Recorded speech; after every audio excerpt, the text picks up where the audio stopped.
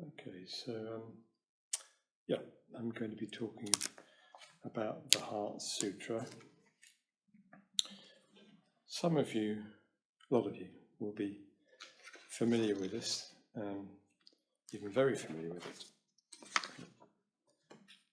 But some of us won't be. But I'm going to start by reading the text out. So,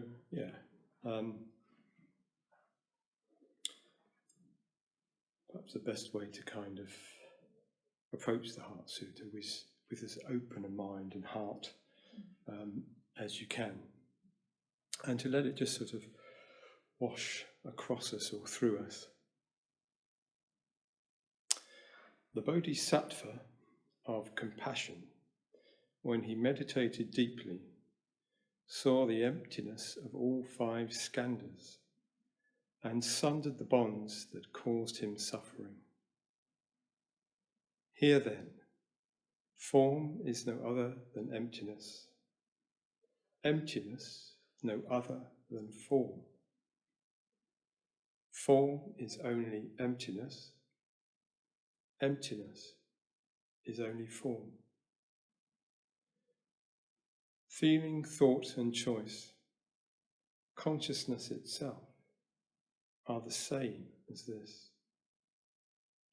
All things are by nature void. They are not born or destroyed, nor are they stained or pure, nor do they wax or wane. So, in emptiness, no form, no feeling, thought or choice, nor is there consciousness. No eye, ear, nose, tongue, body, mind. No colour, sound, smell, taste, touch, or what the mind takes hold of. Nor even act of sensing. No ignorance or end of it, nor all that comes of ignorance. No withering, no death, no end of them. Nor is there pain, or cause of pain, or cease in pain, or noble path to lead from pain. Not even wisdom to attain. Attainment too is emptiness. So know that the Bodhisattva, holding to nothing whatever, but dwelling in prajna wisdom, is freed of delusive hindrance, rid of the fear bred by it, and reaches clearest nirvana. All Buddhas of past and present, Buddhas of future time, using this prajna wisdom, come to full and perfect vision. Hear then the great Dharani, the radiant, peerless mantra, the prajna paramita, whose words allay all pain. Hear and believe its truth. Gone, gone, gone, altogether beyond. Awakening, rejoice.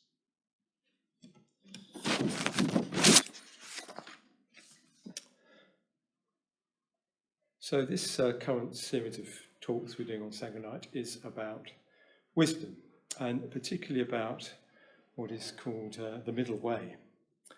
And the Buddha talked about his teaching as being the middle way. The middle way was the middle way between two extremes of view. So one view was that there was something eternal that existed within human beings, like a soul, an Atman in the original language it was called, and that this eternal self, or Atman, would continue after death in some way, or pass from one life to another. The other view was that there was ultimately nothing eternal within the world and within us, and that we lived in a purely material universe. We would return into dust, and our sense of ourselves would also return into dust, being nothing more than a product of the brain, which was just an organism which would return into dust like the rest of the body. So the middle way was the middle way between these extreme views, sometimes referred to as eternalism and nihilism. So this talk is an attempt to explore the Heart Sutra, and the Heart Sutra could be seen as an expression of this middle way. But before we start, really it needs a word of caution, because there is no way to understand the Heart Sutra. There is literally no way to understand the Heart Sutra. You could say, actually, that the Heart Sutra is not meant for understanding. If it's meant for anything, in a way, it's meant to destroy understanding. Ama-o, Dharma wondrous strange, profoundest mystery of the perfect ones. The Heart Sutra is a scripture from what's called the perfection of wisdom literature. So that word in the Heart Sutra, prajna paramita, means the perfection of wisdom. And it was a whole school of Buddhism. And it was composed, they were probably composed somewhere on the Indian subcontinent, somewhere between 1000 BC and 600 AD, and probably over a long stretch of time. And they're thought to be amongst the earliest Mahayana sutras. And Mahayana was this movement in Buddhism, an attempt to re-express the essence of Buddhism. And it's not known who wrote them. And the Heart Sutra is one of these texts from this school, of all of these texts, and there's lots of them. And it's called the Heart Sutra because it's said to contain the heart of the perfection of wisdom. So in a way, it could be said to be as close in words as we can get to the truth of things, to the nature of reality as it is expressed in words. So for us, the Heart Sutra, we encounter it in the Sevenfold Puja.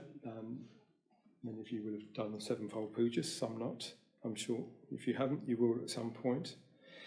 And it comes in a particular place in that Sevenfold Puja. So the Sevenfold Puja is like a spiritual journey. It starts with opening ourselves to the truth through worship and salutation.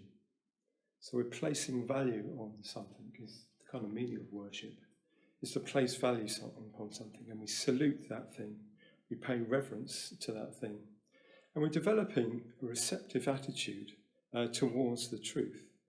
And in a particular version of the Sevenfold Puja, it's got a very sort of evocative and poetic kind of language to it, to help us sort of open up, help our heart open up to the truth.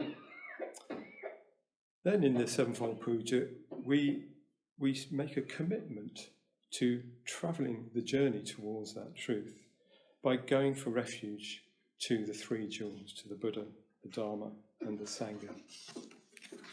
Once we've made that commitment, we clear the way by confessing our faults, to be better prepared to receive the truth. And then we rejoice in good qualities, to bring a sense of positivity and metta, because sometimes receiving the truth needs a good chunk of positivity and metta, so I'm sure we're all aware. And after that, we ask for the teaching. So we have the entreaty and supplication. In fact, the word is entreat, so we're really asking for the teaching. We're really asking, we're saying, yes, I want to know what the truth is. And then comes the teaching, which is the Heart Sutra. And if the puja's going particularly well, this is the point where we become awakened. But when we come to the Heart Sutra, this ultimate teaching, this often doesn't happen. And instead, it is perhaps not what we were expecting. In fact, it seems more like a riddle. It's bamboozling, nonsensical even. It talks about things being not born or destroyed.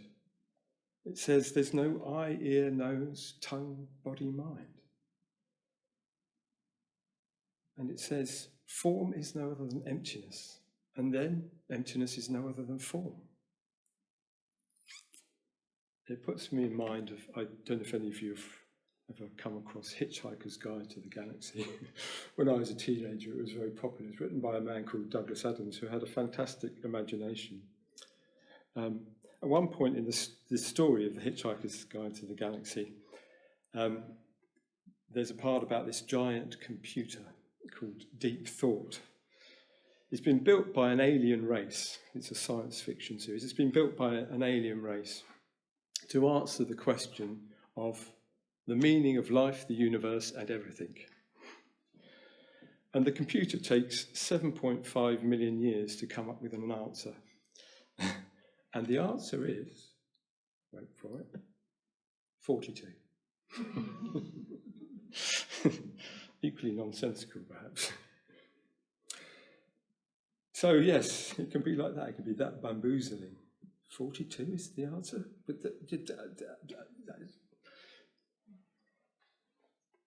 so Buddhist wisdom teaching is probably one of the most difficult aspects of Buddhism, to understand. There's some very difficult ideas in there, and it can seem very mysterious. And the main difficulty for trying to understand wisdom in Buddhism is that it's beyond words. There's a book by Sangharakshita out there in the library called Wisdom Beyond Words.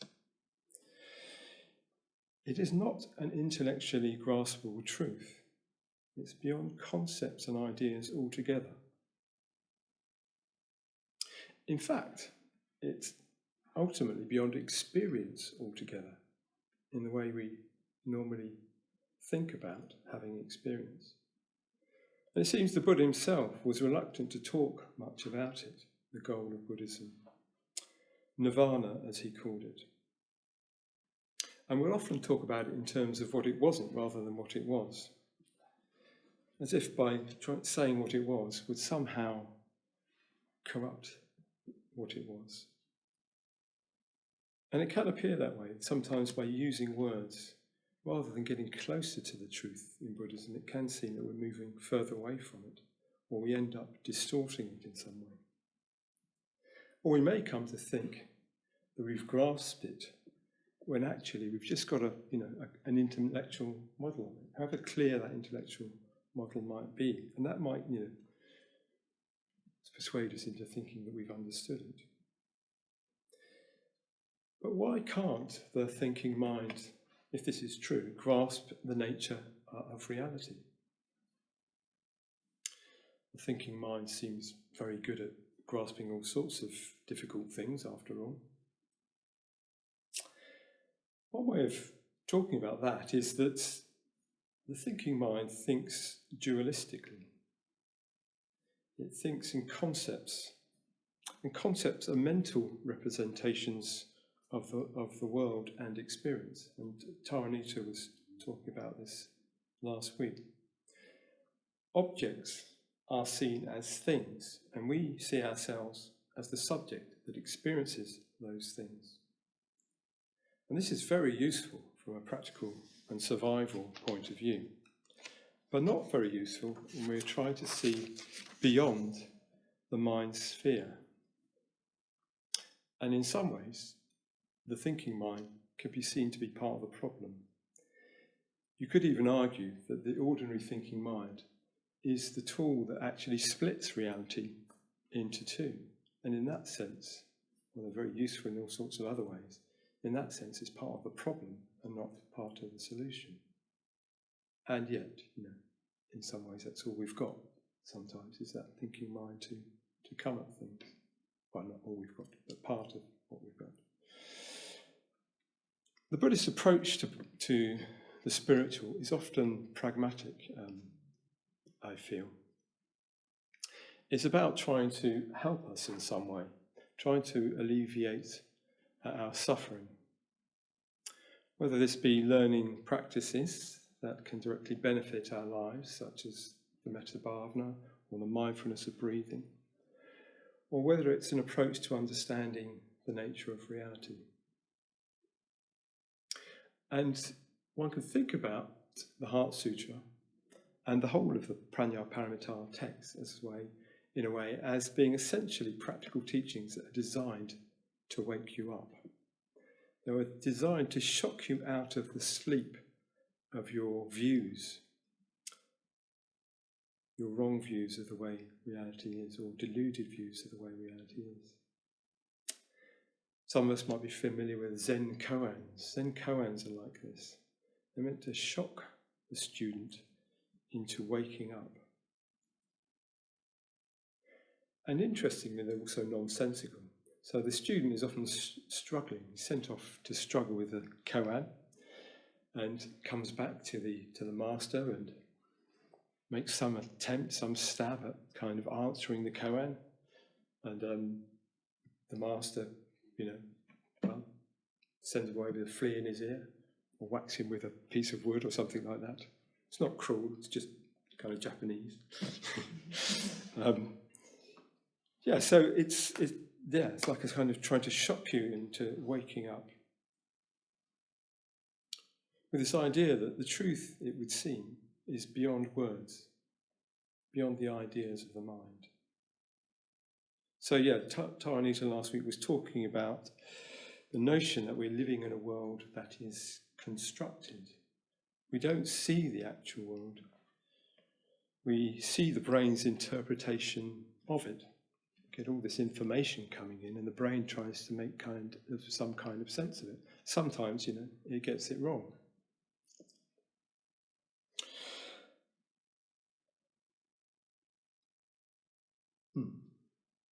And though we may not be happy with our particular reality, often we're not, we come to sort of take it for granted.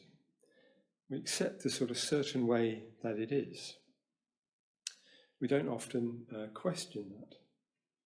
So, what the Buddha did was to question that. And what is more, in our particular reality, it's often reinforced by, other human beings. Because we are all similarly constructed, we share a very similar kind of reality. And that shared reality, becomes the reality that we tend to relate through. And as Taranita said last week, a bat might not see it the same way. And yet at the same time, we're not happy quite often with that reality. And many of us recognize that something is not right, something is missing. And this is the dukkha that the Buddha pointed to. And spiritual awakening was the antidote he found to that dukkha.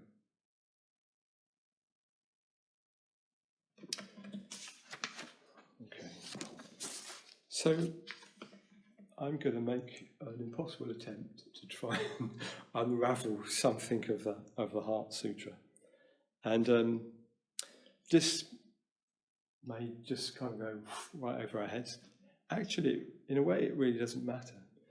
The Heart Sutra is like I said, sort of designed to go over our heads. It's trying to, if you like, hit a place that is not, well, in a sense, is not anywhere. And yet, somehow that place can be hit.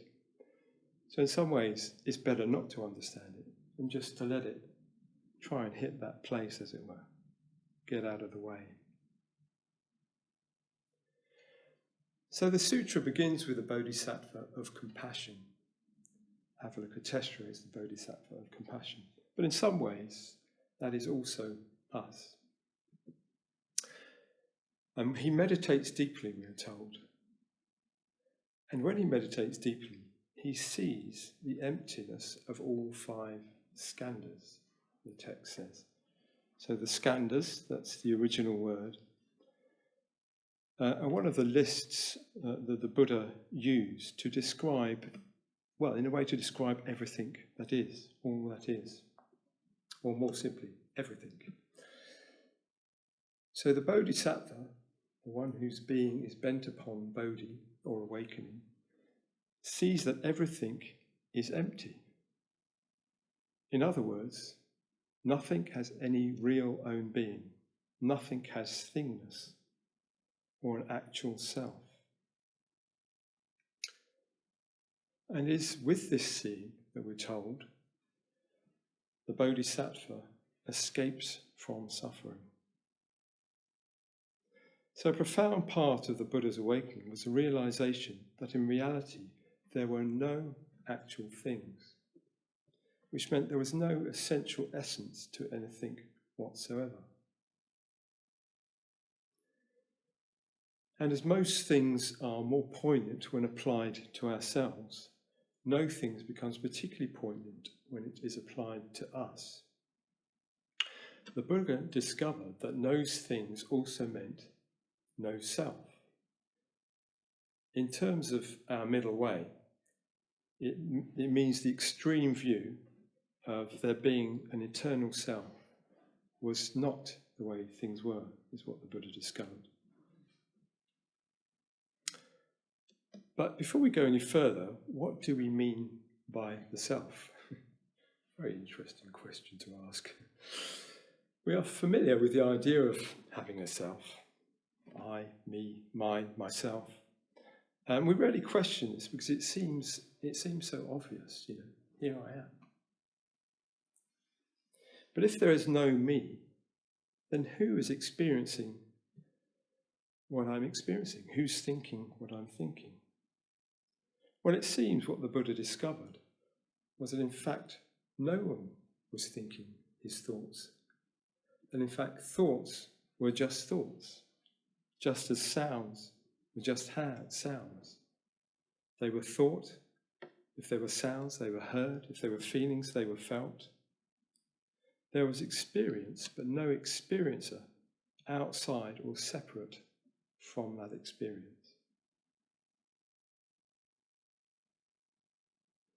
So this can seem quite confusing because the Buddha was also rejected the idea, didn't he, of nihilism as a true self, as a true view of the way things are. So nihilism is that belief that there's just a material universe and I die with the body. Isn't this idea that there was no self really just nihilism? So this is actually a common criticism that's levelled at Buddhism. I remember my father used to hold this view when I say about Buddhism. I always say it's nihilistic.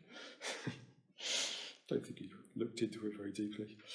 But as mentioned at the beginning, and this was definitely one of the extreme views that the Buddha rejected. He rejected the view of nihilism.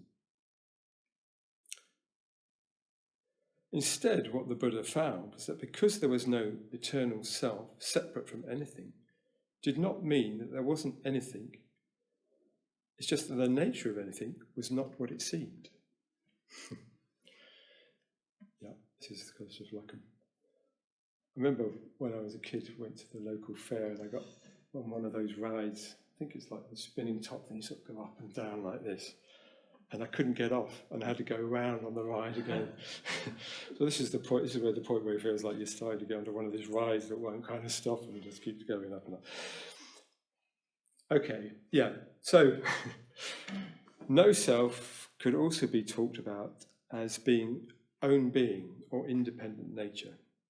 So in the text here, in the Heart Sutra, the word that's used is shunyata. Shunyata, which means something like emptiness.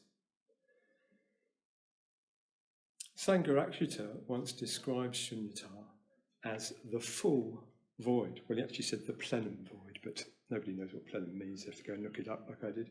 But it means something like full, a full void, or pregnant void. So there's this emptiness, but it's not an empty emptiness, it's a full emptiness, and it's full of potentiality. So in that way, shunyata is not really like emptiness as we tend to think about it, as in black, dark, nothing, I'm gone, it's the end. It's an emptiness that is full of potentiality. I quite like the translation that the Buddhist philosopher Herbert Gunther gave to the term shunyata. He called it the open dimension of being. I love that, the open dimension of being. The dimension where everything is completely open. So no self does not refer to reality being only void, as in total negation. It refers to,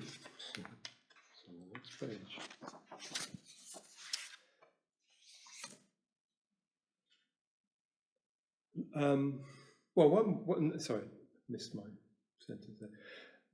Another way that shunyata is sometimes translated is as ground of being.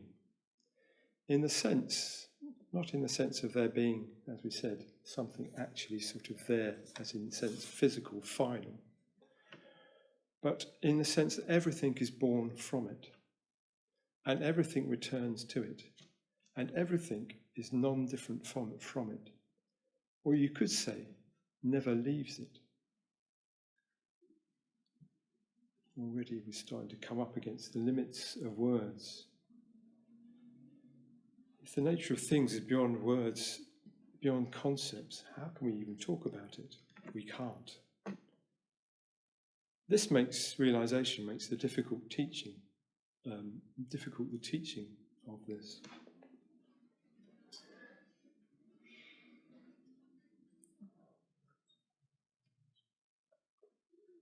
And it may be one of the reasons why the Buddha was actually reticent to talk about it in the first place.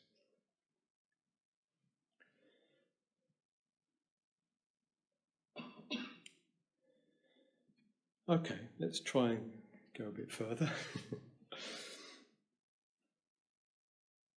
So, for a lot of us, the idea that there isn't a self is quite frightening. I know it is for me. When I really started, at one point in my life, I really realised I had to start taking this idea seriously, this sort of quite central concept in Buddhism, try to understand what it meant. But it was quite frightening. Thinking back, I felt that, like the first day I walked through the door of a Buddhist centre, that there's something here that's really quite big, isn't there? And I could feel the kind of the scariness of it. Strange. And what the fear was, looking back, I realised what the fear was. It was a fear of death. A fear of death.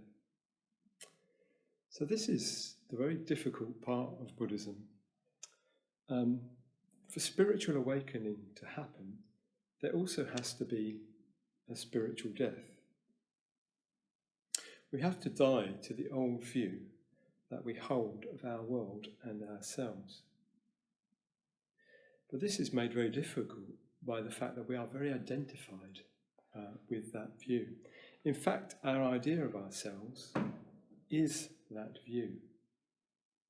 We are the view. But also, it's not what we really are.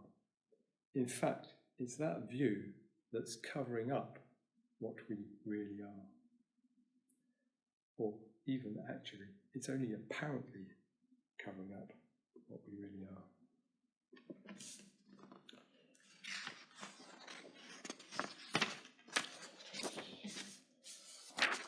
Way over time. So the Heart Sutra goes on. Form is no other than emptiness, emptiness no other than form.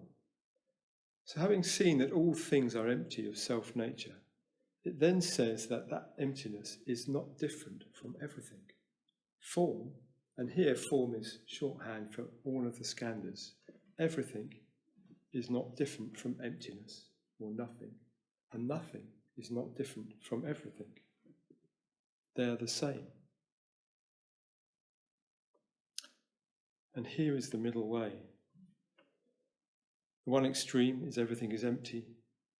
The other extreme is that everything exists in some eternal kind of way. In binary, simple terms, the eternalistic viewpoint is the switch is on. With a nihilistic viewpoint, the switch is off. With the middle way, the switch is neither on nor off. It's both on and off. Although, okay, this is more just words. Nothing is everything. Being nothing, being everything, being nothing, being everything, being nothing, being everything. The mind can't grasp it. It's a paradox to the thinking mind. Because it thinks in binaries of naught and one, something and something else.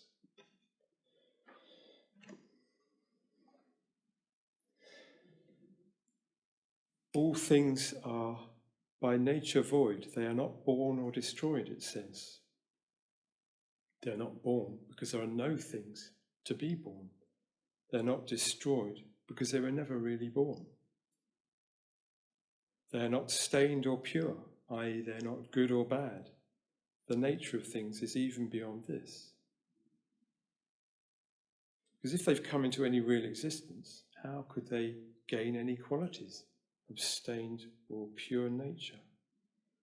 Furthermore, we're told they do not wax or wane, i.e. they do not increase or decrease.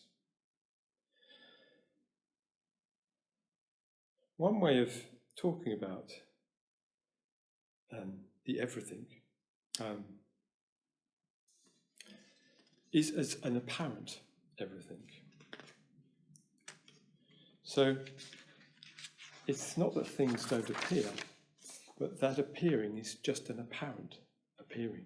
It seems very real to us because we're still caught within this dualistic framework of thinking in terms of objects and things and myself and other.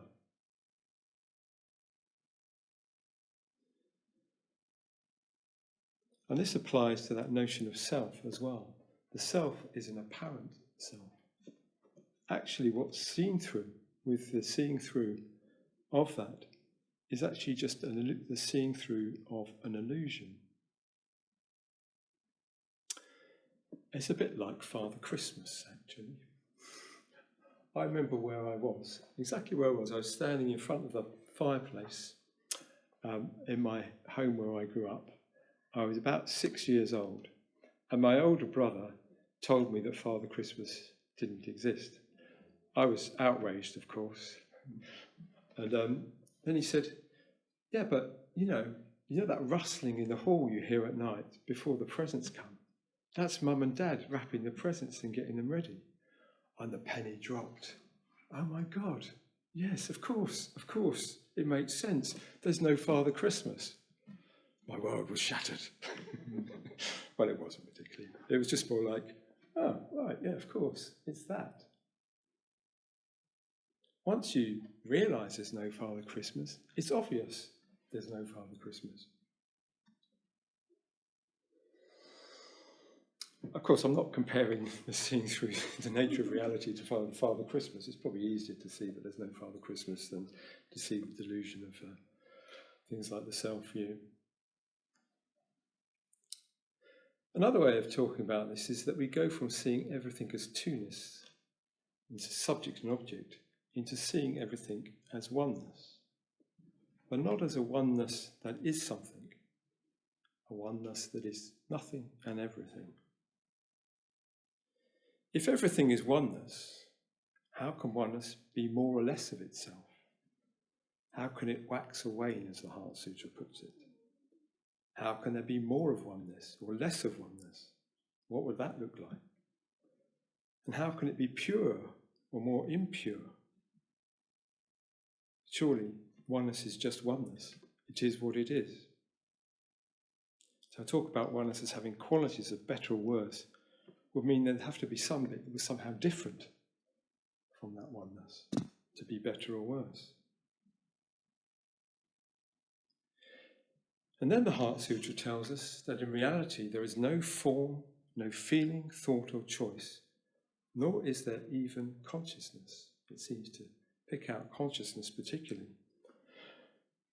Consciousness also is non-different from that oneness. It is not some really existing independent observer of everything, standing outside and looking in, as it were. You could say then that there is oneness being consciousness, but there is no consciousness outside of that oneness.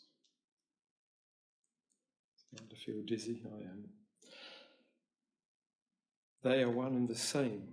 So though it may appear that we're having an experience of things through consciousness, it would be more true to say that oneness or nothing and everything is manifesting the apparent duality of consciousness, but that consciousness, in fact, is non-different from nothing and everything. It doesn't stand outside to look in. That's just an appearance within it. So that's as far as we're going to get, because it's probably as far as we need to get.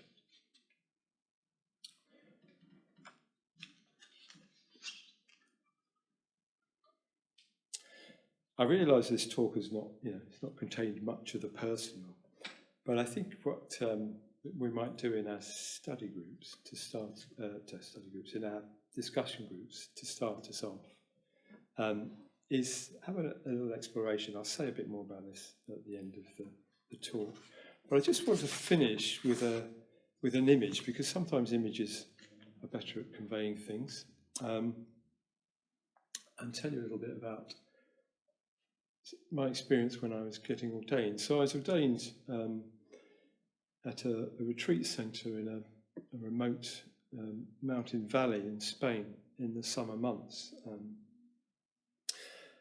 The valley was high up in the mountains, very rocky and steep in many places. The Moors were the ancient civilization that used to live in Spain. And they had cultivated the valley. It's got a sort of sophisticated system of terraces and watercourses to cultivate crops. And they sometimes, they're fantastic actually, in the valleys. They would go right up the side of the mountain sometimes, these terraces. They're not really used anymore. Makes you think what a fantastic civilization the Moors must have had. Anyway, digressing. So you could go and lie on some of these terraces quite high up, and they were kind of grassy, and you could lie on the terrace and look up at the sky. So in Spain, in the summer, the sky becomes incredibly clear and very, very, very deep azure blue. So I used to do this. I used to go, just for the joy of it, I used to go and lie on these terraces and stare into the deep blue sky.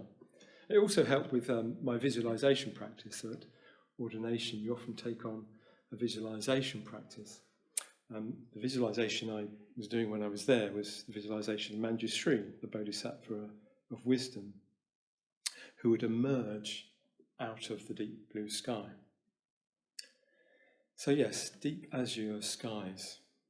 And they seem to go on forever. It seemed to be like there's no point at which they seem to finish. And you can totally lose yourself in them.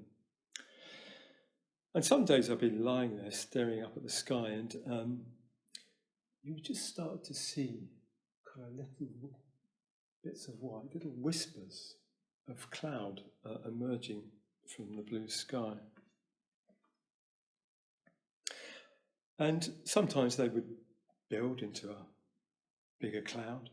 Sometimes they would just kind of come there and they would just sort of dissolve back again into the blue sky. And I would reflect, when was a cloud there? When did you start to call it a cloud? And when was it blue sky? And if it started with blue sky, how could that become cloud and then turn back from cloud into blue sky? Were blue sky and clouds the same or different? So perhaps reality is more like this: a deep blue sky out of which everything emerges and back into which everything returns. Nothing is ever actually born. It just appears in that blue sky as clouds or as whatever, and then becomes blue sky again. And clouds and sky are not really any different from each other. Form is only emptiness, and emptiness only form.